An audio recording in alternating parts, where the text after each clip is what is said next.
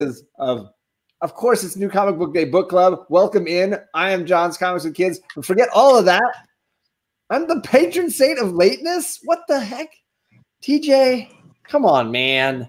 I want it known. I want a John's Comics with Kids votive candle made as soon as possible. I want a t-shirts. We need votive candle. Praying. You know what they should be praying to is an empty altar with a sign saying John will be here momentarily. I gotta go hit. You're like an artist at a Comic-Con. Yeah, nobody in this community will believe me, but like I am legitimately in my life known as somebody who is early everywhere he goes. I just want that to be known. It doesn't bear any truth. How can you say that if you have kids? It's hard. It's difficult. I mean, we use them as an excuse for everything. Oh, we're late because of this. Absolutely. We're drunk because of the kids again. I mean, what are you going to keep? Use them. They're the best excuse for everything. I want it known right now. We have had JD on here a bunch of times. And JD, were you the original guest on our show? I believe so. I think it was Alex. I think it was the our first second episode. We had no. And we did Hex Wives. Yes. So I want to say the welcome back the original member of this group. Is this his third time? I did War of the Realms. I think it's you, Bueller, and Tony Sanders, the only guys that have three-peated here. Yeah, and you were going to yeah, that was a good one. Pretty perfect. So thank you for coming by, JD. I appreciate it, man. And of course, hi, Alec. How you doing, man? Oh, hi. Nice to see you, John. Like the haircut. Thanks. I got all of them cut.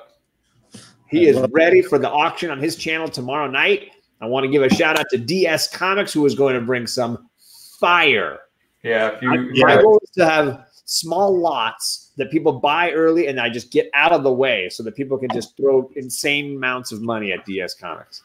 Yeah, if you guys haven't watched the preview video I posted, I don't think we're exaggerating about the level of I mean, there's legitimately serious contending books here for that you will be able to get. And if he's saying that, it's true. I mean, I have seen these books and I've looked at them and I've talked about it with him, and I think this is great. I think it's a great auction. I think it's going to be one of the classic auctions. You're going to have so much different stuff. You're going to have stuff modern all the way on down, and it's like a celebration of Marvel's 1000th issue auction. That's what we're calling. Oh man, he's got some fire. So just be ready for that. I'm gonna shout out some folks in the chat, and then we can roll on King Thor tonight. Biggie Shaq and Borinkin and Comic Book Lurkers Perry were all in the chat early. Life with Two YouTubers. Been chatting with her a bunch lately. She is awesome. Chris Barrett, Richie Taylor, Comic Man Andy, JP Budget Collecting. Oh, everybody are talking about me being late. Thank you so much. Nothing would be late without John. Okay, I just love that one. That's another layer deeper. This knife it's deep, folk. It's in deep. I'm just saying. Tom is in the chat. I think you have to say it that way. It's a great name. Let's see who else is in the chat. I'm going to click on this instead of whatever else he said earlier. But Chad, good to see you, buddy. How you doing? My boy, just a weekend in his comics. Good to see you, man. He is awesome. He was calling and chatting with me on the phone today. Let's see. JP Budget Collecting. Someday I will get to be on this show. Someday. Wait, we've invited him, haven't we? I don't know. You're in charge of that. God damn it. Good call. I am an epic fail. JP, if you've never gotten an invite, I am a fail. I'm an epic. Hey, JP, do you want to be on next week? Hey, yeah. Hit me up on the DM. We already have our book picked out, I think, so you might be the deciding vote in getting us ready to roll. TMC Comics starting at $1 Wonder Woman. Yes. I think he means White Whale, but I'm just going to say. I'm sure he does. Oh, there are some DC books in there. I definitely pay attention. There's House Secrets 92. But yeah, I think he's asking me if the books start. The books belong to DS. He gets to decide what they start at. I doubt he's going to start them at $1, though. Some of those slabs, if we start at $1, we'll be there all night. You start it in the middle somewhere and work your way up. That's how it works. Dave Enrique, hello. Comics Misexplained. Good to see you, Jason. Again, saw you a little bit ago, but good to see you again. Ben Compton. Trying to flip through here. Bear Island is in the chat. All right, I've caught up. Oh, he says I have a lot of books that I'll start at $1. Oh my goodness. I'm just going to have a few lots. I'm just going to try to keep it moving. I'm going to secretly put the auction on private so I can just bet on all the books myself for $1. His moderators are just going to kick everybody out as they bid. All right. So instead, we're here to talk about the beginning of the end, right? Jason Aaron's finale run on Thor. We have King Thor issue #1 dropping today. Isan Ribic on art, the pair who have worked together many times with God of Thunder and then Barbarian, Conan the Barbarian. Back again to sort of finish what they started. I will say, for me, the only real setup I had was having read some of the like the Jane Foster run and obviously the War of Realms. There are little moments scattered through a lot of these for me where you see King Thor and his daughters or granddaughters. That was my only setup. I had never even heard of Loki the symbiote. How have I missed that? Okay. How did I miss all of that? What? Okay, so was he a symbiote or was he possessed by the Necro Sword? Because at the end of War of the Realms, Malekith, he brought on with the Necro Sword, correct? Yeah. At the end of War of the Realms and everything was on the fall of Thor and everything else, Loki ended up with a Necro Sword. So he's not a symbiote. But if you specifically what's mentioned in there is like the way Gore, the God Butcher, was. He was only bad when he touched the sword. He was a mortal man. Loki has been an evil god more than anything else. So him touching this made it 10 times more powerful. And the fact that these two titans are going at it with these super duper weapons. I mean, it's going to happen. I mean, this is a brother rivalry story, but also a kind of a tribute to the God of Thunder beginning, as well as the beginning of this book here. This is the latest Thor run. This is a variant copy. I didn't bring out the whatever standard copy, but the most recent Jason Aaron Thor run. And the one before that is the Jane Foster runs, and then you've got the God of Thunder right there. So that's what Chris Barrett's saying, the same thing. He made it look like he had one, which is I don't know whatever that's all about. Sucks being immortal like you. Yes, Biggie, I would agree. It's probably hard. I don't understand, but it's probably tough. So for me, I will say I went into this hoping for something a little bigger. This was a kind of small issue for me. It didn't feel as giant as I was expecting it to be. I was expecting something epic, and it was a very simple story with a lot of like Thor Loki kind of fighting. Did it feel that way to you guys, that this was kind of a? So you wanted something more grand than him blowing up suns and destroying planets? That I'm saying the fight was cool. It just felt very like small in scope as far as what we were really seeing. It was, yeah, sure. It wasn't wasn't a vast multi-planner. It was very much in a bottle. Yes. Interestingly, for me, my biggest criticism, and I get the whole setup of the story. Oh, geez, I'm big. The pressure is on for me to say something smart. Poop mouth. Shoot. Thanks, JD. Fine, I'll put you back. So I get the whole setup of the story with one of the daughters or granddaughters, taking the book from the library and writing the story, and that's what the narration is. I expect. I could have done without it. Okay. I felt like it dragged the story. I was more interested in what was happening visually and what was happening between the two characters than the narration, which I felt like didn't tell me much beyond what I was seeing.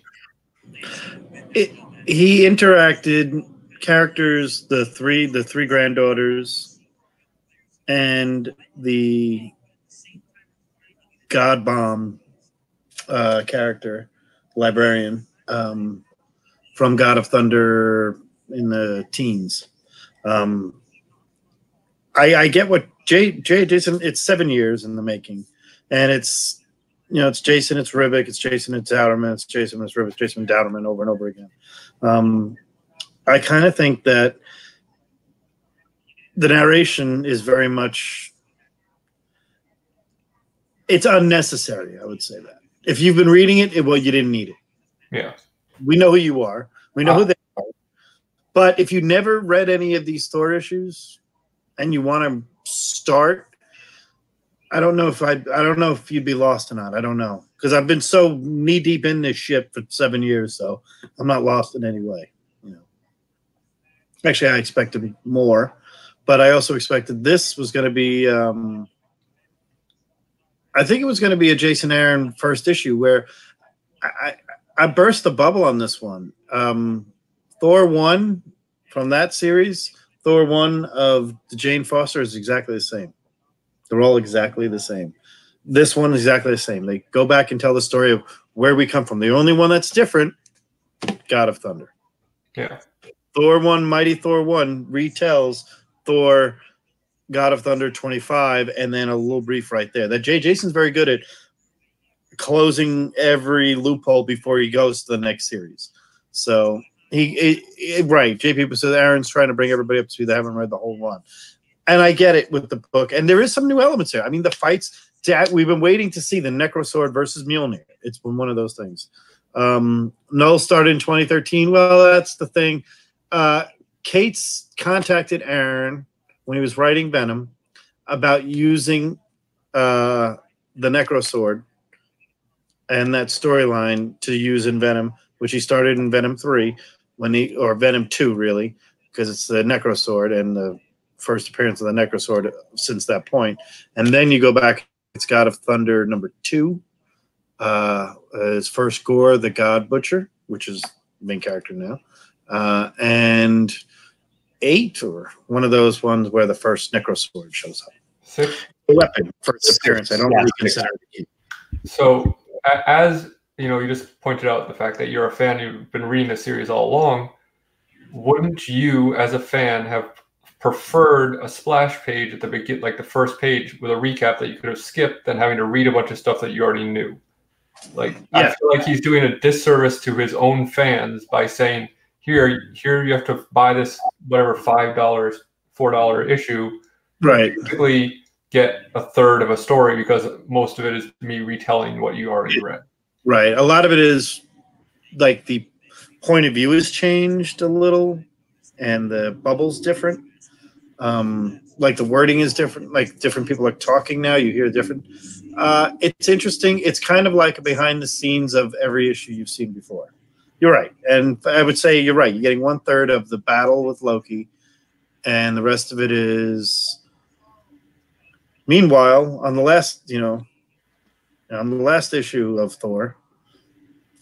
So I agree, but it's the unworthy Thor character, and there, and it's graphic, it's good. I didn't consider it my favorite book of this week.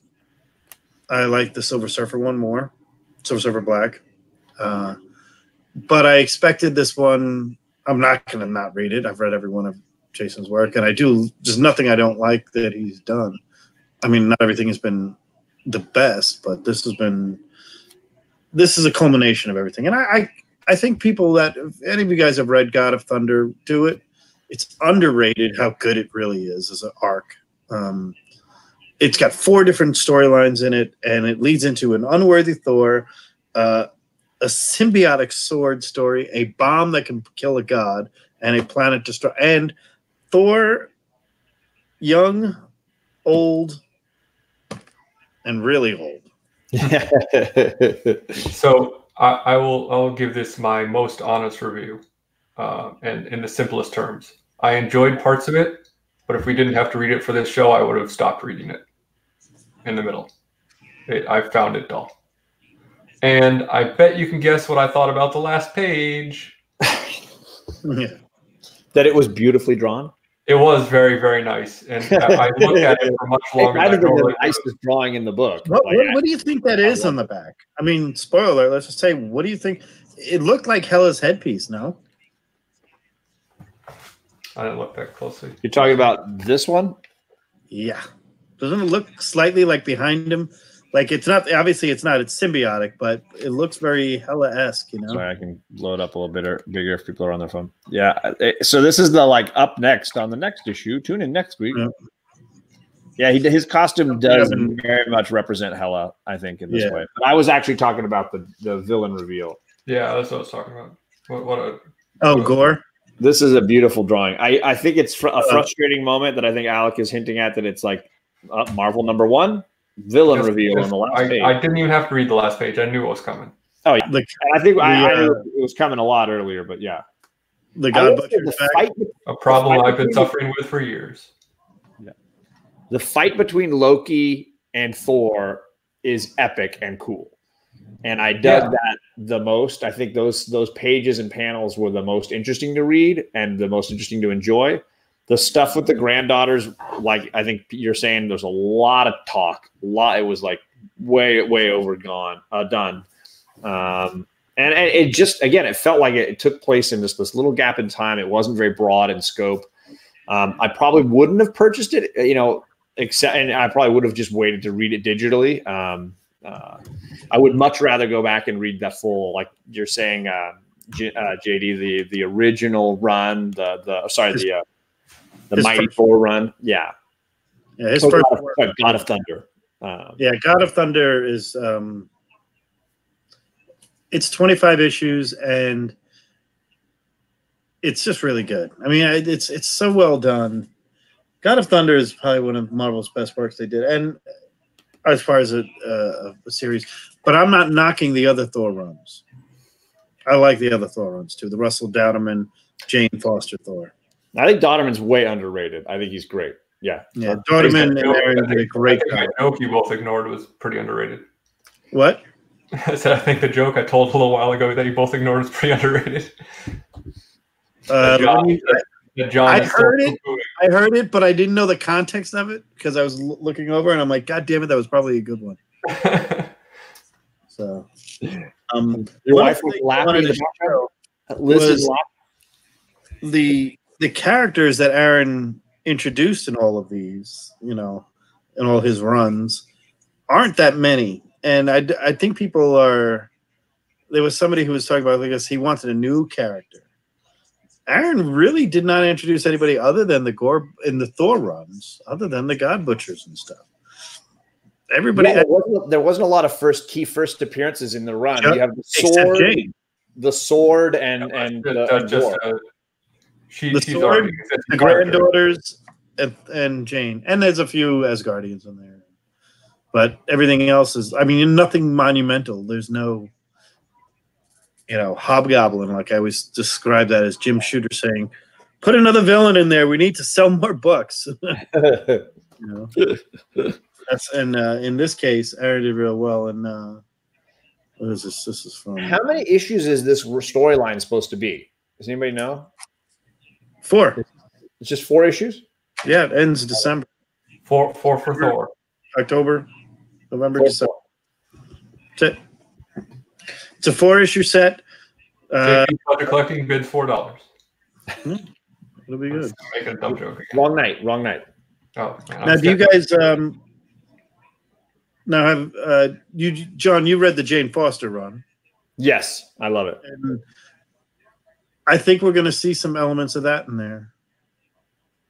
My hope is he has so much he can do in 4 issues to tie everything up and just put a bow on it and call it. Well, and I think if you look at what he did at the end of the Jane Foster run, you look at what he did at the end of the against Gore, and you look at what he did at the end of War of the Realms, all 3 of them seem to end with a whole bunch of Thors fighting the bad guy. I'm really hoping he does something different here. Well, he actually already said in here. He makes that joke, right? That won't work this time. Yeah. Right? Yeah. I'm hoping they do something really different. Because I was kind of disappointed that he kept falling back to that trope. I want to shout out Chris Barrett's joke. I think it's solid. Sorry, he's got a lot of them. So which one are we at here? It's the Fjord joke.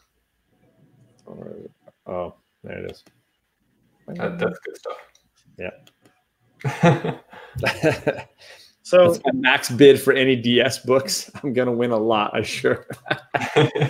That's a better joke. I disagree. But I mean, it's JP's joke is solid, but Chris Barrett's joke that's up my alley. So, for you, my question for you, JD, would probably be, after having read all this, having so much invested in Jason Aaron's work in Thor as a character, how do you want this to end?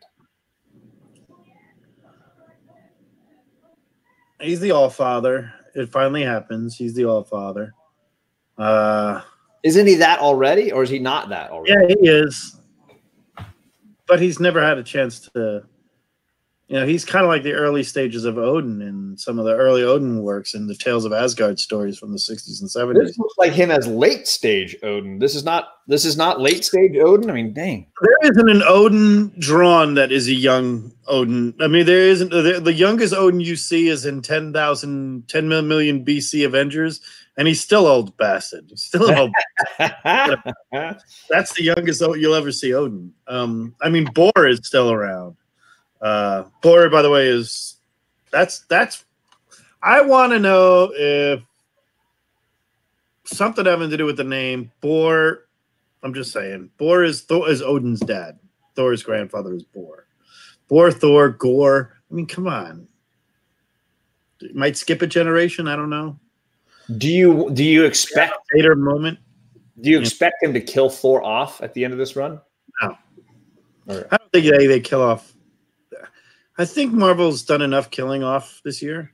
Well, especially because we just had, I mean, not just, but we had Jane Foster as Thor. So if they kill off Thor, it seems kind of like, oh, you're just doing that. But my argument, we had Eric Masterson as Thor for a time. But this isn't killing off Thor in continuity, right? This is killing off Thor like thousands of years in the future. We still have our Thor for right now.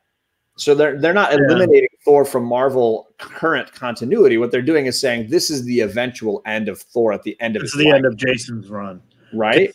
What this guy's been through, yeah, I would say that I don't want him to die off, though. I didn't think if you wanted to. I was just wondering do you think that, I mean, because Jason is getting to jump way into the future and look at sort of. I want the final Loki Thor battle. Which means somebody has to die, right? Somebody gonna die. Okay. It has to happen. I want the end of that battle because that is, any Thor fan will tell you this, is that as great as Beta Ray Bill appearance was in the Simonson run and the underrated Malekith storylines that followed after that, and even the Eric Masterson Thors, and then the Blood Axe. I mean, you could go all these runs of these different ones. When Loki fought Thor in any issue, it's the issue you want to get. Right. It's Green Goblin, Spider-Man times 10. There's no other way around it because Thor, A, it's his brother. B, it's been written so many times. And it's such an old, I mean, it's a first character first. I mean, it's his arch enemy. So, and it's the best. It's, in my opinion, it's the best Marvel villain. No offense to Doctor Doom and Thanos. So I've been toying with the idea this week of starting a new show. It's going to be a review style show. Let me know what you guys think in the chat, can chime in too, because I feel like maybe I don't want it to be mean spirited, but maybe it's a little mean spirited. And I want to call it "How Could This Be Better?" Oof. And I'm going to read a book and just say, "Hey, here's how this could be better." What if they had done this instead? Yeah, so what if you got rid of the narration and the last page, instead of being Gore the Gore Butcher or whatever, the God Butcher. Yeah, it's, Thor is able to grab the Necro Sword and stab Loki, and Loki stabs Thor, and they're both just laying there bleeding out. And you're like, okay, what's going to happen next? That's a much better cliffhanger than, oh, here's another villain that, is already a villain that is, oh, what's going to happen? I don't care. Gore is a pretty kick-ass villain. What he wants to do, he doesn't want to hurt anybody but gods. That's the coolest thing about him. This is my prediction. I agree with you. He loves mortals. He doesn't hurt mortals to kill gods. He thinks he's righteous. I mean, he's a villain, but so introduce him in the middle of issue 2. Or what about starting with the villain reveal at the first page and then not worrying about it? Biggie Shack says under Whaler's funeral parlor. Big Bear Island says, Alec, I'll watch you do any show but that one. I think it's kind of solid. But the people have spoken. Here's one thing about it. I don't know where it's going yet, and that could be a poignant part. I think it's just a Marvel way of doing things. Absolutely. But you've also only got on every Johnny Cates ends the same way. Yep. I'm not, and even Silver Surfer Black is in a nutshell. It's great, and I love the series, and I think it's an underrated. I'm not underrated. It's rated pretty good. Everybody likes this one, but every last page is your. Oh my God! Look, it's Galactus as a baby, and then that's number 3. Number 2, I can't find number 4. I read it. Number 2 is Ego, right? Yep. Oh my God! Who's this? It's a living planet. I love that freaking drawing, though. Oh my gosh! Throw back to the original, Ego drawings.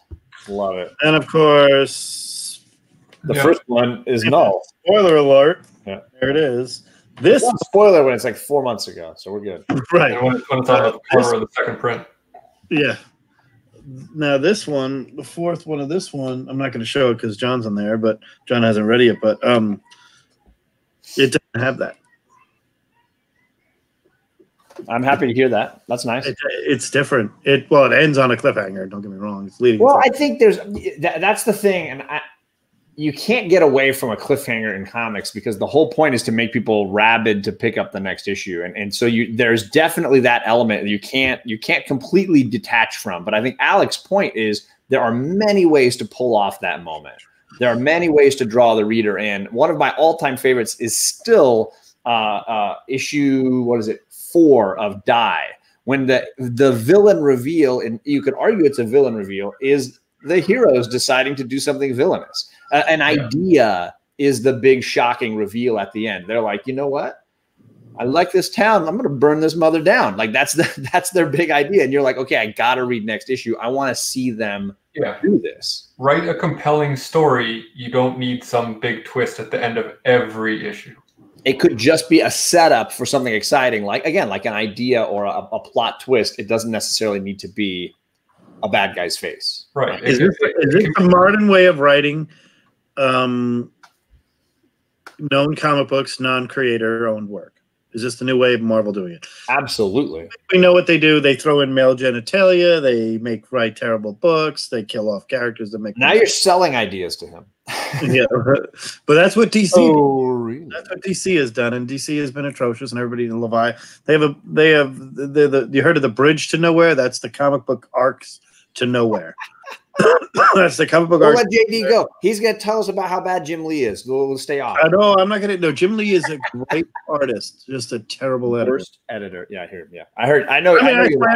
Look, Jim Shooter can do what he has to do, but it's not like Jim Shooter did not start this whole trend of. But I think bunch of side works and make new titles that you have to buy. Well, I think what Alec and I have been saying, like, I feel like at least we've been on the same page for a lot of this show whenever we've done it, is we love it when somebody's able to do something that makes us want to come back that isn't simply just the villain reveal. And I think when a comic can pull that off effectively, it's refreshing. And but Marvel number ones, I think we've got to just let go of that idea because it's never going to happen. I think Marvel number ones, they want to sell you on the run. And they want to do that with a villain's face. I just wish every once in a while they'd realize we could do it on the first page and not the last page. Here's what I want from a comic, and I feel like it's not too much to ask. I get to the last page, and I turn the page wanting another page. Yeah. Not saying, oh, okay, here's clearly the end because they're showing me the cliffhanger. Like, make me want to read the next page. That's all you need to do. I like Mr. Sinister, but I always thought he was like Colossus as a Dracula sort of character. I mean, it seemed like a Colossus vampire. I really don't understand why he looks like he's made of metal. He was great. The Marauders run is a great. If you read the Gambit storyline with him as part of the Marauders, yeah, that's a good Mr. Sinister. Yeah, I did. So yeah, I agree. Am I asking too much? No, I don't think you. No, I like what you're this saying. Modern age, it's something that Marvel struggles with. And I think they probably dramatically encourage writers of issue number ones to pull this move because it's not just number one. Be effective. Yeah, it's every issue of every book. Every issue of every book right now is revealing something interesting or doing something. Because they want everything to be a spec book, so people talk about it. People go buy more. It's going to be a spec book. You're hitting the nail on the head. They realize that. Wait a second, Donnie, you farted in the directions, and it smelt like Guardians of the Galaxy. And next thing you know, everybody's going crazy buying everything you do. Everything that, if he mentions, if he says, "Oh God, I really like that Namor run," there's going to be a run on Namor, and that's what the power of this thing is. But this has been going on for a while. Last page villain reveals has been around forever. So Adam, that's your problem with the title? I'd watch if it was called that. Too much to ask. That's a good name for a show. Too much to ask. And that's how you'd have to bring in your concept of how you should change it. Hello, everybody. Welcome to. I'm doing this Swamp Thing here. I'm reading the Swamp Thing. I'm not doing Alan Moore because if you knock that book, you're going to hell. But if you you go over like a Swamp Thing book or something and sit there and says, well, is it too much to ask to put in this? That's how you have to do everything. Yeah. It's too much to ask to eliminate the narration. You're going to start sounding like a grandfather each episode. He's crazy writer today. I'm pretty crotchety already. It's so much with the anti-joy equation, Jason says. I was robbing your anti-joy equation during Comic Core Unlimited tonight. I wanted to make the Baltimore set look like the Merv Griffin show from Seinfeld. Hell yeah. That's all I wanted to do, and nobody wanted to do that. So they're all naming your show, Alec. Yeah. The counterpoint with the anti-joy equation. These are all better names than I came up with. So, for me, I will say, with White Whale. I called this my read of the week on Unlimited only because I really disliked like everything else I read. I didn't get Silver Surfer Black, so I'm still waiting to read that. But everything else I read this week was not. It underwhelmed me. Everything else. So by default, this was my read of the week. I will say I probably will wait on this and read it in trade or read it digitally. I'm not going to go and keep getting the other issues. No, I'm not going to buy any more of this. I am, but I can't stop. You have to. Well, you're 3 issues from the end of the run here. Yeah. The finish line is in sight, JD. Exactly, and I got to end this line. This was one of those weeks where, next week for book club, we're debating about 2 books, and John said, which one do I want to do? And I said, well, I'm buying both, so it's fine either way. But this week it was like, okay, what are we going to do? I guess I have to buy King Thor. I would not have bought this anyway. It's going to get very Aaron-esque soon, It'll be much more in-depth later on. But what was the book I wanted to show you, Cats? I thought was a good one that you would like. What's that Ghost Rider? The older Ghost Rider or the new one? White Whale, yeah. The one I just got today. Yeah. White Whale, I've been rereading the original Ghost Riders. Not the original one. That's ridiculous.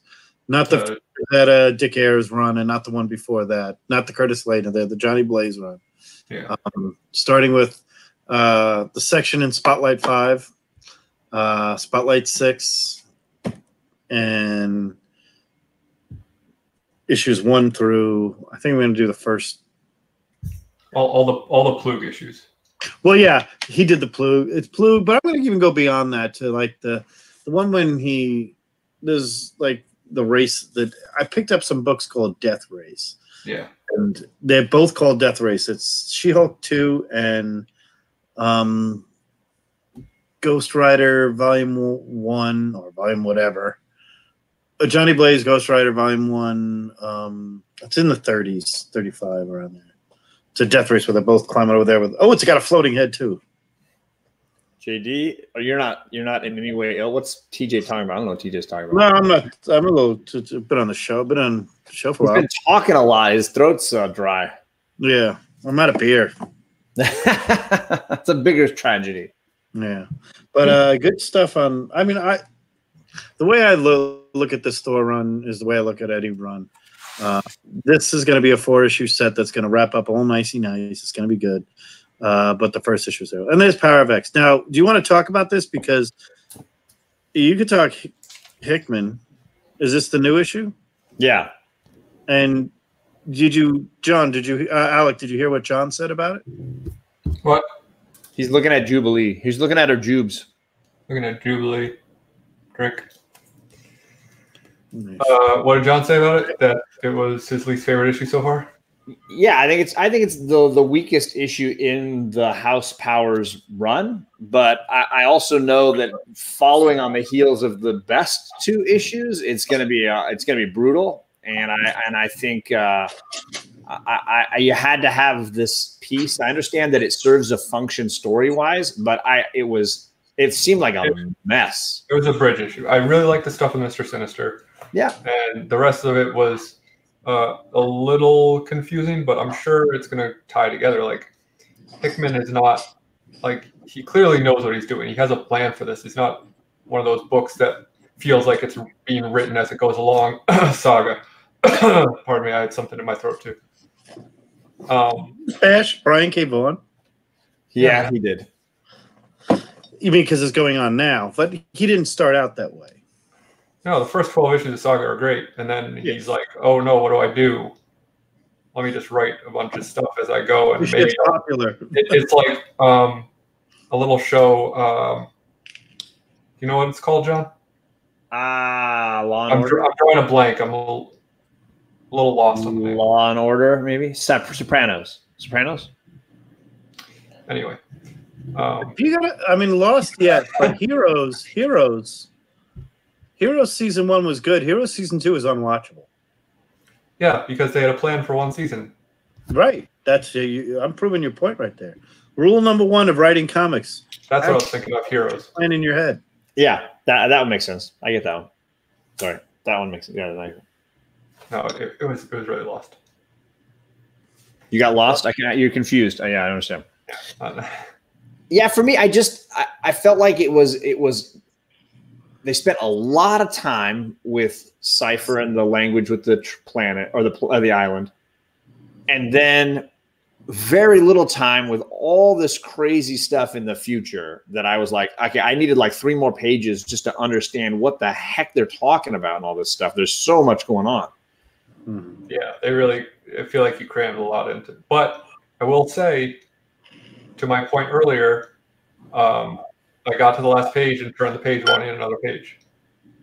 And I wanted like 4 more good pages just to explain the 3 pages before that. I don't know. I trust him. I'm going to keep buying it. If he does 3 bad issues in a row, then I'll be disappointed, but I don't think it's going to happen. Yeah, I don't think that's going to happen. I think. What are some of your favorite Jonathan Hickman works, Alec? I wasn't on the other show. I like East of West. Yep, one of my favorites. Probably my favorite one he does. And honestly, like so far, I'm putting this up there. Okay, good. Did you like the Secret Wars? I didn't read it. I don't read honestly. Like I don't read a lot of Superhero-based comics. mainstream events. Like I'll read superhero books, but the events they don't do it for me. Yeah, that's about 5 years ago, I think, that event. Jason's always talking about Black Monday Murders, and I have like the first 3 issues. I I never read them because they just are. Yeah. I never worry about Hickman never disappointing me. He never has.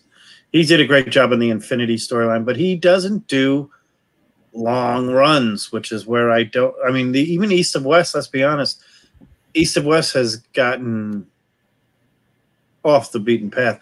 I loved it when it first started. The first 6 trades or 5 trades were the best, hands down. Six trades. But then it took so long to get the other ones.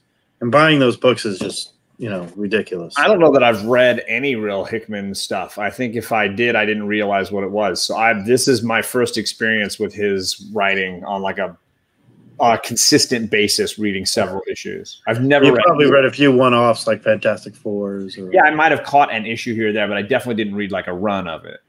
Yeah, he did the Infinity Run from 2014. And I think I read that Secret Wars that you were saying, the one ends with the Fantastic Four family like trapped in some dimension somewhere. I think I read that one.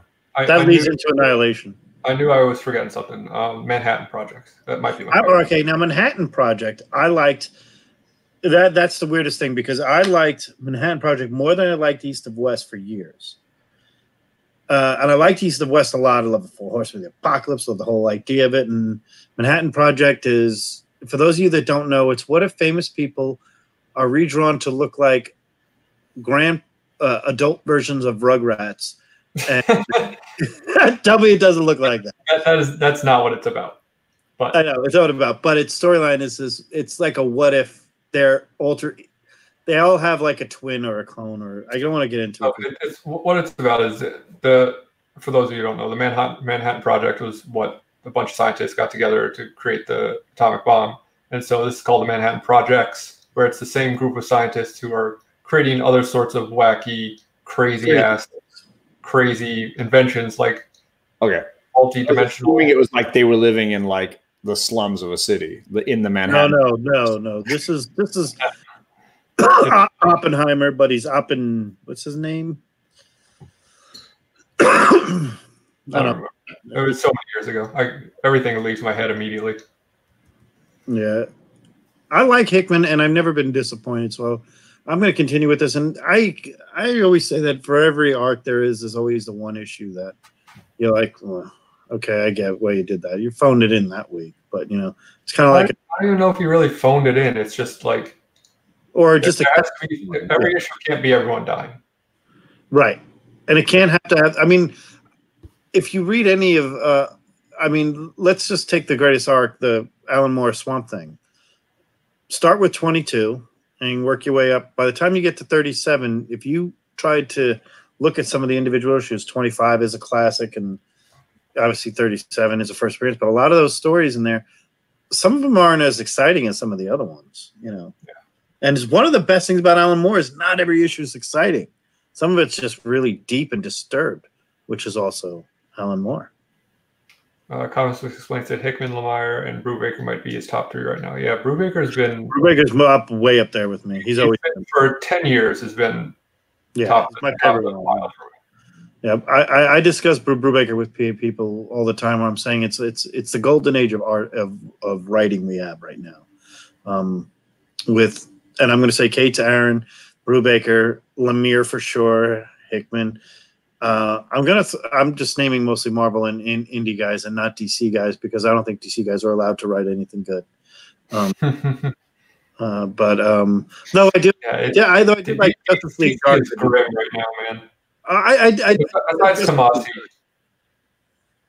Yeah. Tomasi's doing decent stuff. And I like Bendis. I mean, I'm a Bendis fan, but for every good Bendis run, there's 4 bad ones. So it's probably true. I love the Daredevil. I mean, I'll give him cut him a lot of slack for the Daredevil run that I enjoyed. So I said something to a buddy of mine today about Bendis that I feel like he is becoming the Liefeld of writers. What I mean by that is that not that he doesn't know how to write feet, but that he thank you. That was a solid joke. That was really good. Is that people hate on him because it's like a bandwagon thing to hate on him. Oh, okay. I like Bendis' New Avengers. I like a lot of Bendis work. I don't think he's as bad as he gets credit for being, but I don't think he's doing his best. But I don't think he's good enough to where I says, "Oh, I'm going to buy this book because Bendis is writing it." I've never been that way about him. Hickman draws me to Aaron, Hickman, Lemire. They draw you to them. Even Mark Waid, I can't wait for his Doctor Strange coming out in December. Surgeon Supreme. You hear about this? He's going back. Chip Zdarsky's a good example. Chip's okay. Chip's got he hits and misses sometimes, but he's young enough to where he can come back up. Bendis has been doing this for a long time, and he's been, it's kind of one of those situations with Hickman. And who did Civil War I? Think about it. It was Bendis, right? Yeah, that's great. It's great. But is Marvel or is people paying him the homage to him because of Civil War I being one of the best arcs in Marvel? No, I don't think so. I think Bendis has done great work on other stuff. I liked the first few issues in that New Avengers run he did. I like when he brought back the Sentry. I thought that was badass. And again, I love his Daredevil run. I bought all the giant trades. I've read that story a ton of times, and it set up all the great. If you love that Brubaker Daredevil run, you can't appreciate it without what Bendis did to set that up and drop him in jail and put him through the ringer and set it up. I think for me, Powers is still Bendis' best. Yeah, Powers. Awesome. But Bendis sometimes, I wouldn't say that bad. I just say maybe he disappointed a little bit here and there. I think people that knocking him should read some of the good stuff that he's done and say, look how good he's done. I thought you were trying to say, Alec, when you made the comment earlier that like he's becoming the Liefeld of writers, like his work is becoming so bad that like he's going to be a running joke. But you're saying that like people use him as a running joke, maybe not as deservedly as Liefeld gets his art jokes. There are so many worse writers than Bendis. But there aren't as many top tier writers who can throw people off a book if they want to write it. Then right. Like you wonder why Tom King's leaving Batman? It's not because the fans want him off, it's because Bendis wants to write Batman. And do you think Tom King has more pull than Mike Bendis at DC? No. I think Brian Michael Bendis is still a much bigger name than Tom King. Okay. I think actually I know people that love his Superman run, I will be honest with you. I think that Bendis did a Bizarro Kirby or a Nega Kirby move when he came to DC instead of saying Mark Millar, that's it. Thank you. Take the time. Instead of saying hey, I'm going to come to your company, but I'm not taking anyone's job. Bendis said, I'm coming to your company, but only if I can write Superman and Batman. You think that's what he did? I think that's what Bendis did. It's a good way to put. It's basically the opposite of what Kirby did, right? Yeah, that's what I just said. I want to invent my own characters. Stop making me draw these pain in the asses that I don't like anymore, that I'll never get credit for. So I'm going to invent the new gods, and you can go do what you want with we'll call them the Eternals on the next one. That's Mr. Miracle here versus what he had over at Marvel. That's an interesting theory. Oh, there's many people that think that Mr. Miracle and Silver Surfer would have been more like a Mr. Miracle if he kept writing it instead of Stan. Stan wanted a cosmic character, Herald of Galactus, the whole deal and everything else, and kicked Kirby out the door, and Kirby then writes Mr. Miracle, there's a similarity there, their origin, how about being forced into something that they were right. Yeah. But I'm rereading the Kirby Miracle run. It took a while to get to that apocalypse stuff. There was a lot of it where he's like a literal escape artist. Like he's like performing tricks, and there's like performance. It's very like kitschy, very goofy. It took a while to get to the like bigger ideas. Mm-hmm. Yeah, Mr. Miracle, that first run, and I know Alec knows very well. On what level is that? Is that the third one that you and I Got Issues did? The third run? The third volume? Yeah, there was a run in the 80s. It's called Volume 3, though, right? Yeah, I think so. Yeah. That's a ridiculously good run. Yeah. It's a masterpiece. Yeah. Well, we're gonna bounce out of here. We've been on a little long, and we want to make sure that everybody gets off to crash land.